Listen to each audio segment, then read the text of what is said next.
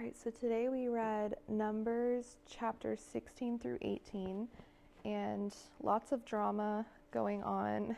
Chapter 16, a bunch of men rose up and tried to stand up to Moses and said that God hasn't chosen you, and we're speaking up against you. We think that we need to take over because otherwise we're all just going to die in the wilderness, and they're basically disrespecting him. And Moses seeks the Lord, and then he tells them what's going to happen. He tells them that the earth is going to swallow them up. And then, just like he said, the earth swallowed them up. And that got everybody else to, back down, because the men that were leading it were, them and their households were swallowed up. So, pretty crazy. But if you kind of think about what they were thinking and the context of the situation, I imagine, it doesn't say this, but, I guess it implies it, that they're frustrated and they're just kind of burnt out. They're sick of being stuck in the wilderness. They're sick of waiting. They're getting impatient. They feel like they need to take charge of things, to do things their own way. And I can definitely relate with that, because there's so many times that I've been waiting on the Lord for something to happen or something to change. And when you're in a season of waiting, it's easy to feel like you need to take charge of the situation. And sometimes you do need to take action, but sometimes you do it from a place of trying to rush things or trying to force things that aren't meant for you or that you're not ready for yet.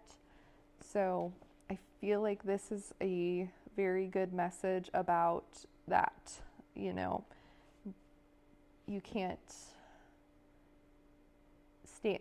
speak out against the Lord and be like, God's not doing it, so I'm going to do it my way, because that's not going to work out very well.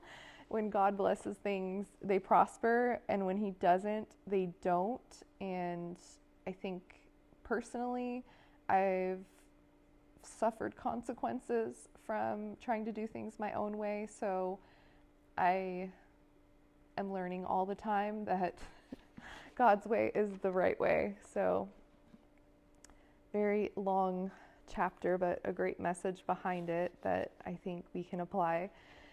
And then in chapter 17, it's pretty interesting. So I guess God gives them instruction to put out rods for everybody, and that some of them will blossom.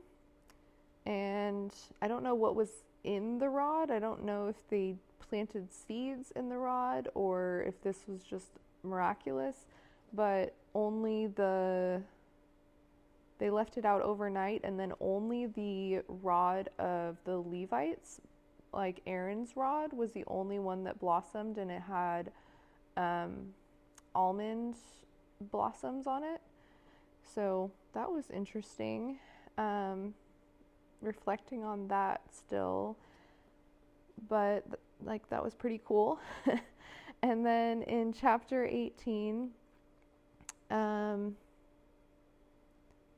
this is where God gives instructions about how the Levites don't get a portion, but their portion is the tithes of the children of Israel, because they're not to own land, I guess, like the other tribes are, because they are serving the Lord. So that's pretty interesting. Would love to hear, if you're inclined to comment, what stood out to you and what you're thinking about from the reading today, and looking forward to continuing our learning journey. Thank you so much for joining. Have an amazing day.